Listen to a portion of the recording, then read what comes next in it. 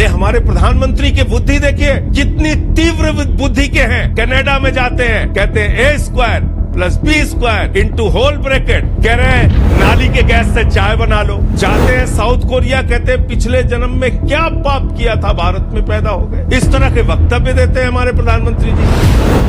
काफी विस्तार से सुधांशु जी ने कहा और बहुत अच्छा लगा मुझे आज उन्होंने भारत के संविधान की बात की। मुझे बड़ी प्रसन्नता हुई कि उन्होंने कहा कि क्या भारत का संविधान सांसद या विधायक बनने के लिए, मंत्री, मुख्यमंत्री या प्रधानमंत्री बनने के लिए किसी डिग्री के निर्धारण की बात करता है? क्या भारत का संविधान चुनाव आयोग के सामने झूठा एफिडेविट देने का आपको परमिशन देता है? क्या भारत का संविधान कहता है, क्या चुनाव आयोग का नियम कहता है कि प्रधानमंत्री या कोई भी सांसद अपनी शिक्षा के बारे में झूठी जानकारी दे सकता है? और अगर झूठी जानकारी देगा तो उसकी सदस्यता रद्द हो सकती है। तो मेरा सवाल यह है कि अगर प्रधानमंत्री जी ने BA किया, MA किया, इंटायर पॉलिटिकल साइंस में MA किया, तो अपनी डिग्री क्यों दिखाने से भाग रहे हैं? दूसरी बात, अरे हमारे प्रधानमंत्री की बुद्धि देखिए, कितनी तीव्र बुद्धि के हैं। कनाडा में जाते हैं, कहते हैं A² + B² into whole bracket into square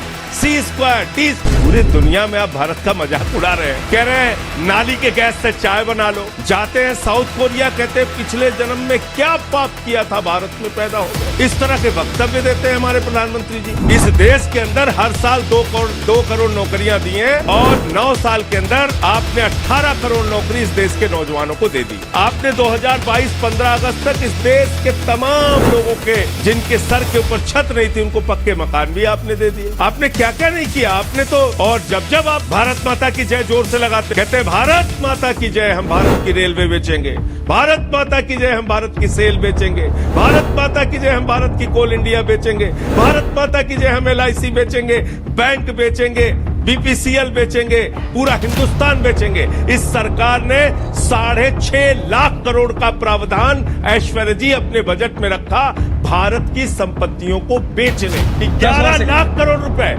चंद पूंजीपतियों का इन्होंने राइट ऑफ किया, 11 लाख करोड़, और 55 लाख करोड़ रुपए देश के बाकी प्रधानमंत्रियों ने इनके 2014 के पहले कर्जा लिया था। अकेले प्रधानमंत्री नरेंद्र मोदी जी ने 85 लाख करोड़ रुपए का कर्जा लिया। और दूसरों से पूछ रहे हैं आपने क्या किया?